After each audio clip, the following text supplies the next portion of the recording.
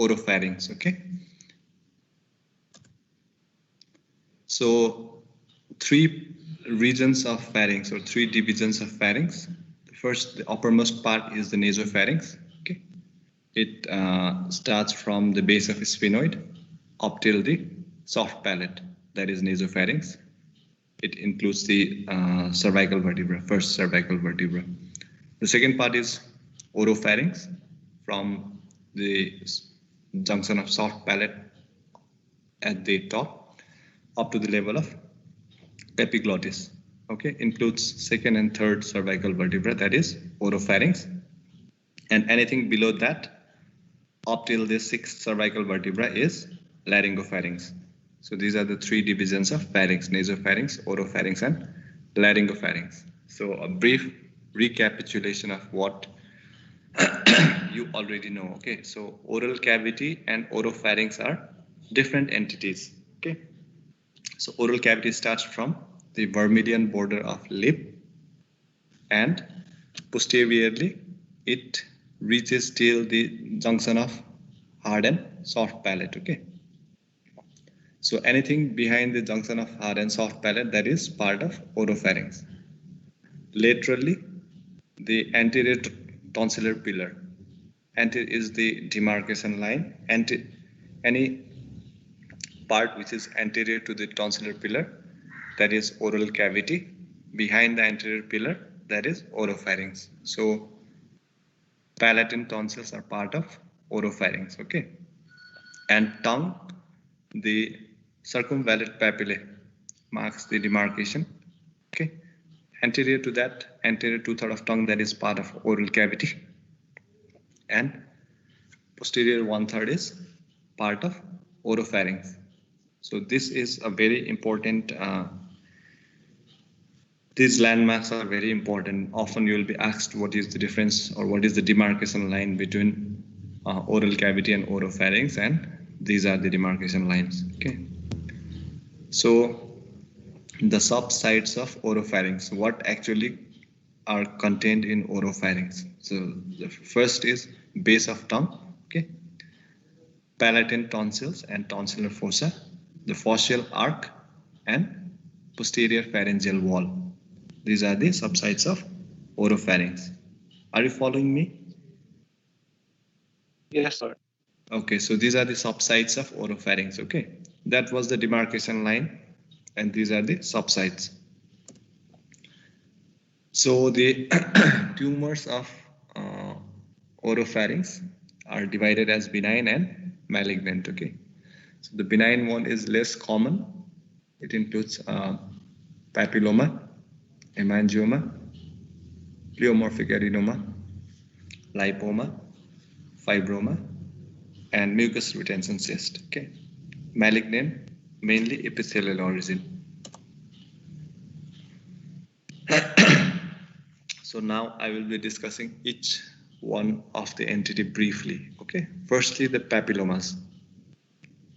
So these are wart-like growths. Okay, they are often asymptomatic, usually pedunculated growth. It can arise from tonsils, soft palate, or tonsillar pillars. Sometimes also from the uvula.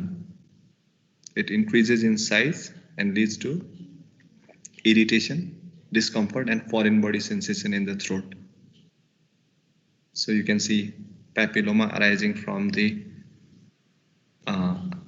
anterior tonsillar pillar on your left picture, and a papilloma arising from the uvula on the picture on the right side. Okay, and treatment is surgical excision of papilloma, and we send it for histopathological examination. Main problem that it gives is foreign body sensation in the throat, irritation, and discomfort. Second one is hemangioma. Okay, it can occur on the palate, tonsils, posterior and lateral pharyngeal wall, and it can be of 2 types, capillary or cavernous type. The asymptomatic ones require no treatment, but some of them can increase in size and lead to bleeding or dysphagia. Okay, in that case we need treatment. So how do we treat hemangioma? We treat hemangioma by diathermic coagulation or injection of sclerosing agent, cryotherapy or laser coagulation. So these are the different modalities of treatment. Now, minor salivary gland tumors. So you all know by now that minor salivary glands are multiple in numbers, and they are present in the mucosal layer of oral cavity as well as oropharynx. Okay, so these tumors are present submucosally on the hard, soft palate, lateral wall, and tongue base. So these are potentially malignant, and it could be also benign ones like pleomorphic adenoma or malignant ones like adenocystic carcinoma. So if it is malignant, then it will be invading the nerves as well, pedineural invasion. That is the hallmark of adenoid cystic carcinoma. So other types could be mucoepidermoid carcinoma, adenocarcinoma, or sarcoma. So treatment is again surgical excision and sent for histopathological examination. So these are minor salivary gland tumors.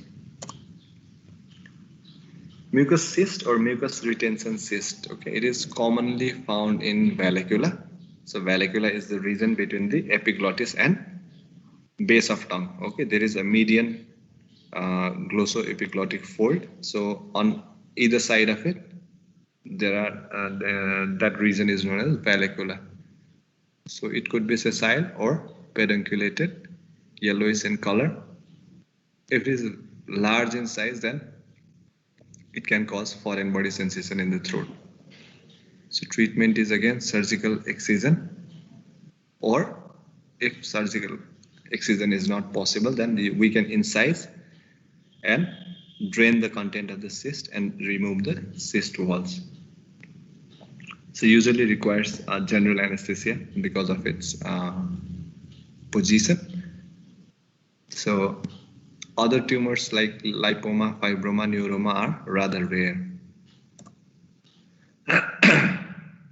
Now, malignancies in the oropharynx are the most common sites are base of tongue, that is posterior 1/3 of tongue, tonsil and tonsillar fossa, faucial palatine arch, posterior and lateral pharyngeal wall.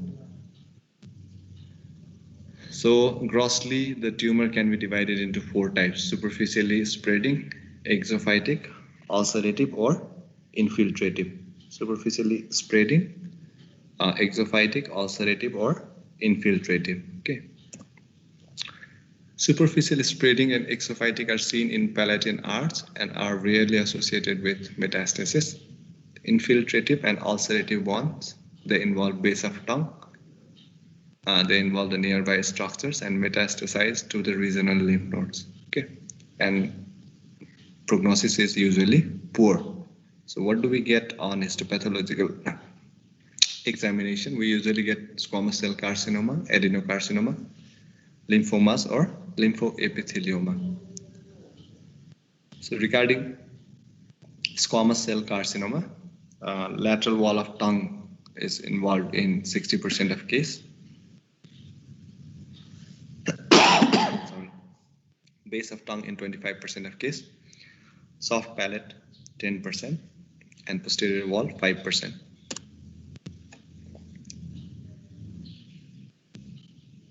So the main causative agent is cigarette smoke and the tobacco that it contains. So if somebody smokes 1 to 20 sticks per day, then the relative risk increases by 2.7. If more than 1 packet, that is more than 20 sticks, then the relative risk increases by 9. Okay. So alcohol, it has got synergistic effect, and it increases the effect of either by 5 times. Betel nut chewing is also another important causative factor. Precursors and contributory factors include submucous fibrosis, dental sepsis, iron deficiency, anemia, syphilis, ionizing radiation, and human papillomavirus 8 and 16.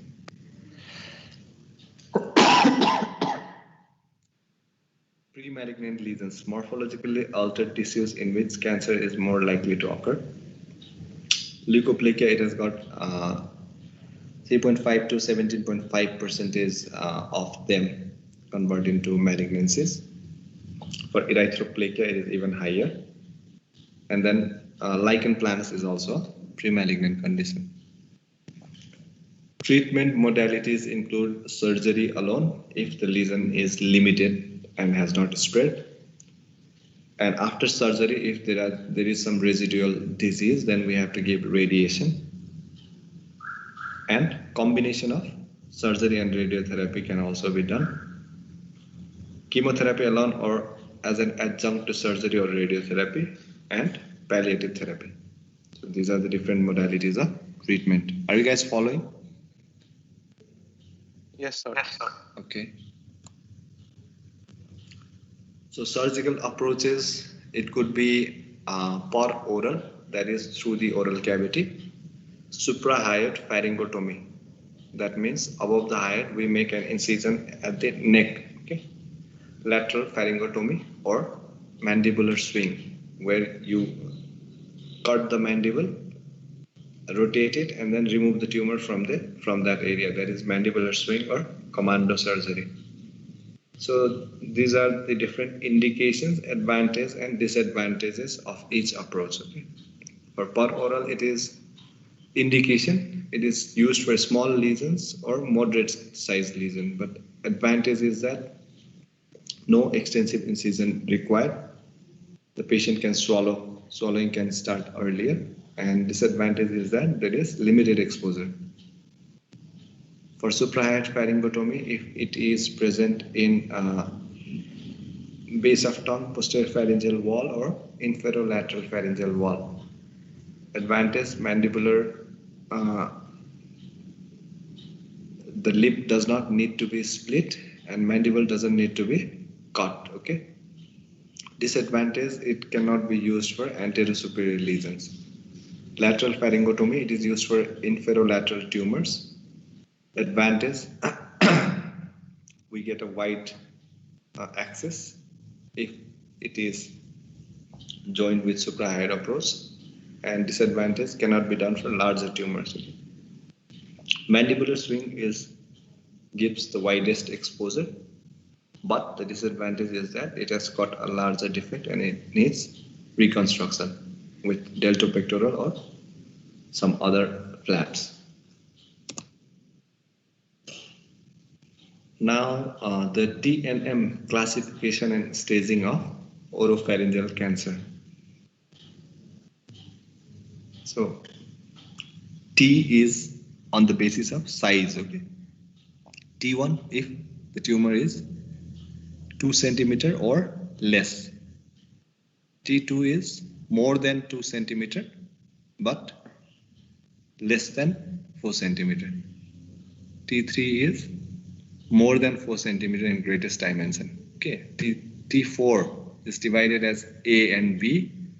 T4A if the tumor invades the larynx, deep muscles of the tongue, medial pterygoid, hard palate, or mandible.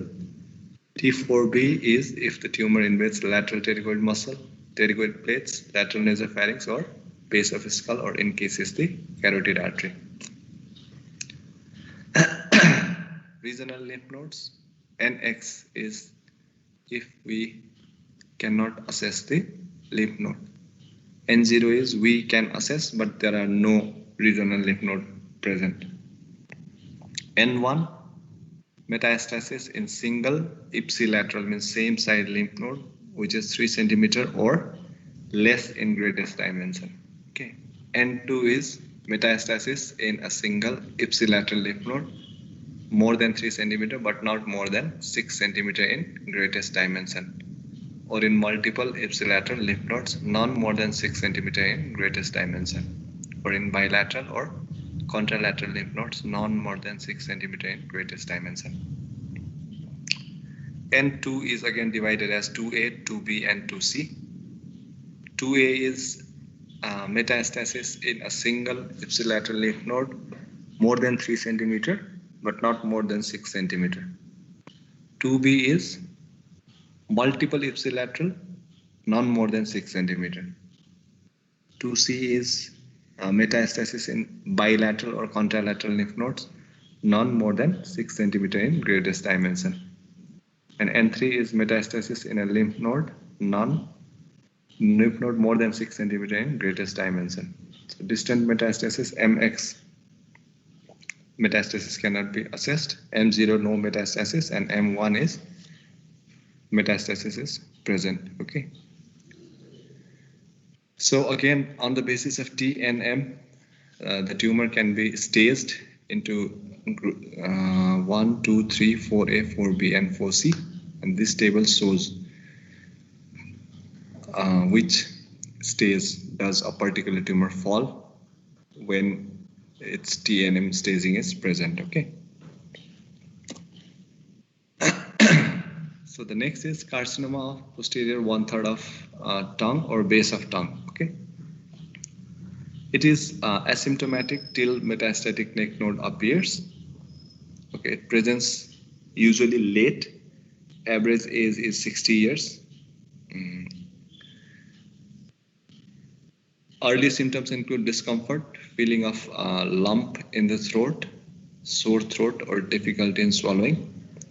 Whereas in late stages, patients can get referred earache, bleeding from the mouth, difficulty in speech. Spread, it could be deeply infiltrative, and it spreads to the musculature, epiglottis, and pre-epiglottic space, tonsils, pillars, and hypopharynx. Lymphatics, 70% has unilateral or bilateral metastasis into the jugulodigastric nodes.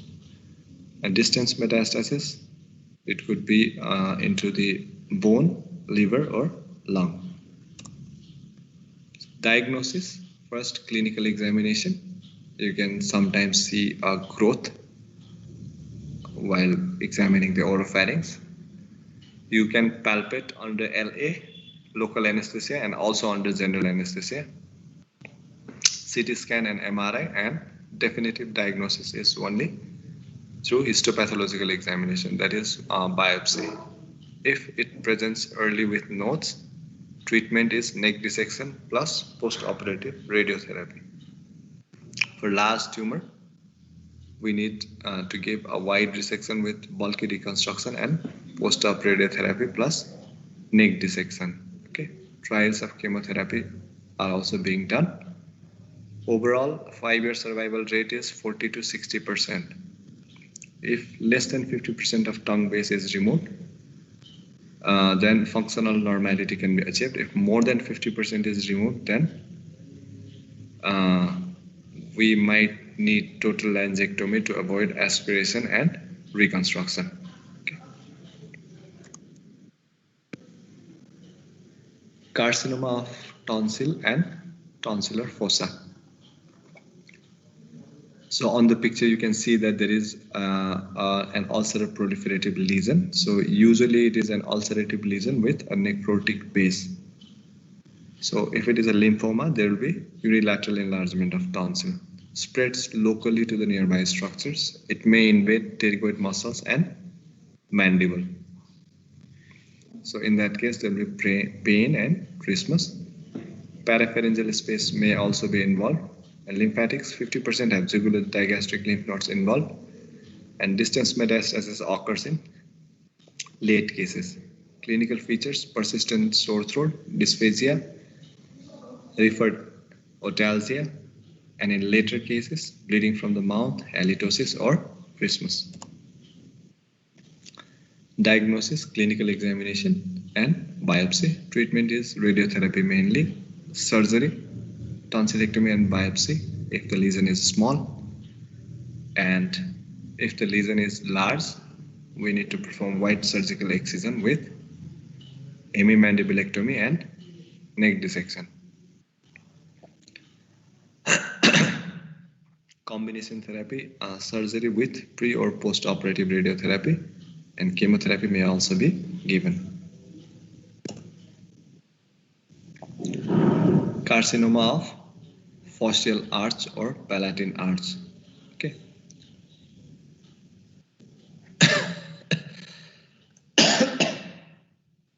So the palatine arch or arc, it is comprised of soft palate, uvula, and anterior tonsillar pillar. So most of the carcinomas in these sites are squamous cell carcinoma. The lesions are superficially spreading and well differentiated with late tendency for nodal metastasis. Spread may occur locally to the contiguous structures or lymph nodes. Upper deep cervical and submandibular lymph nodes are the ones that are chiefly affected. So clinical features, the patients with palatine arch cancer usually present with persistent sore throat, local pain, or referred and treatment is irradiation with radiation therapy or surgical excision if the tumor size is limited. So this picture shows an ulcerative lesion of palatine arch. It is well differentiated squamous cell carcinoma.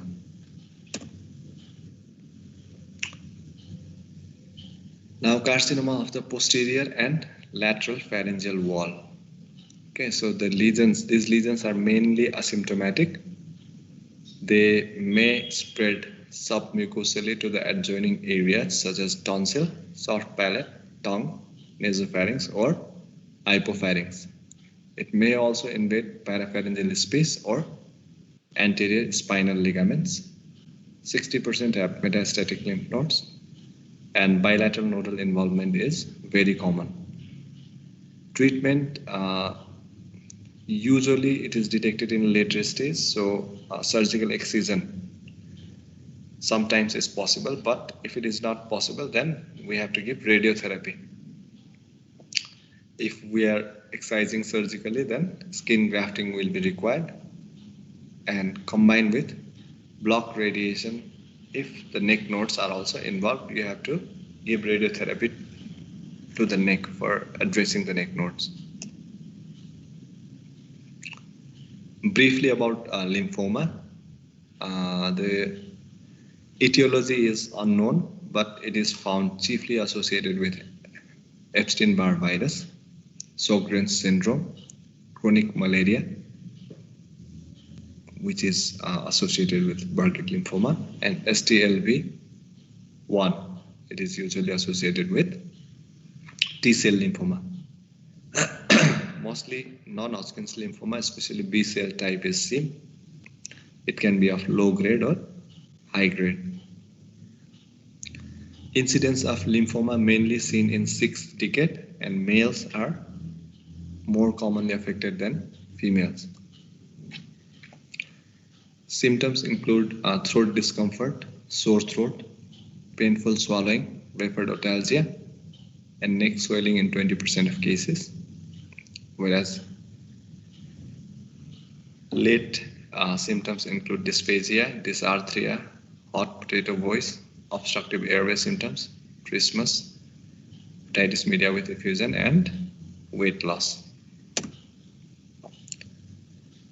So diagnosis is usually with CT scans. So these are axial contrast enhanced CT images in a patient with right-sided tonsillar cancer. So in A, you can see soft tissue thickening and increased enhancement in the right anterior tonsillar pillar, which is marked with white arrowhead extending to the pterygomandibular raphe. B shows enhancing soft tissue mass, which is again marked with white arrow along the glossotonsillar sulcus into the tongue base. So other investigations include cytology and histopathological examination. So fine needle aspiration cytology and biopsy, which could be ways incisional or excisional biopsy. So endoscopic assessment is required. you do endoscopy, take biopsy, and also check for local spread or any concurrent second primary. Okay. Blood investigation, you need to get CBC, liver function test, and ESR done, and others like bone marrow has to be done. Treatment options, curative treatment options includes radiotherapy, surgery, or surgery plus post-op radiotherapy. Palliation includes radiotherapy or chemotherapy, tracheostomy, and pain relief.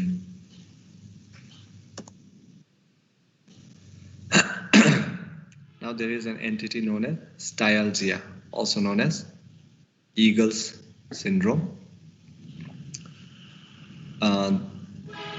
It is because of elongated styloid process or calcification of stylohyoid ligament. So there will be pain in tonsillar fossa and upper neck, which radiates to the ipsilateral ear, and this pain aggravates on swallowing.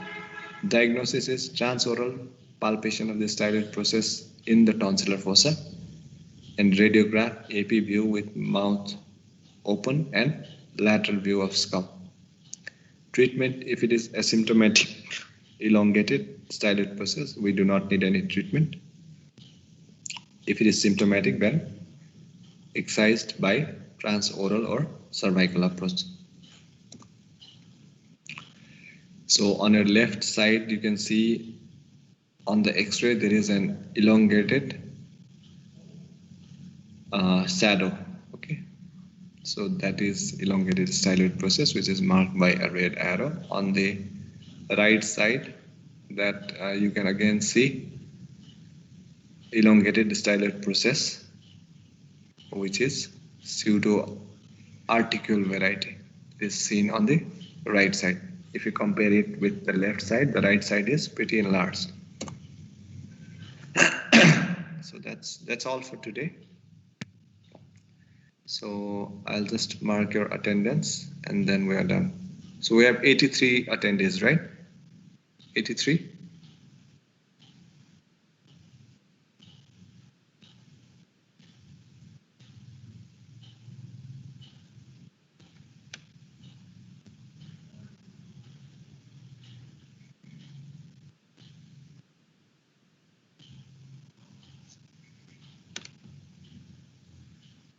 So did you guys follow?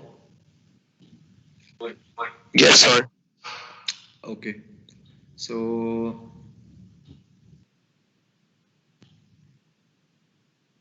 just a moment, okay? This is not being downloaded.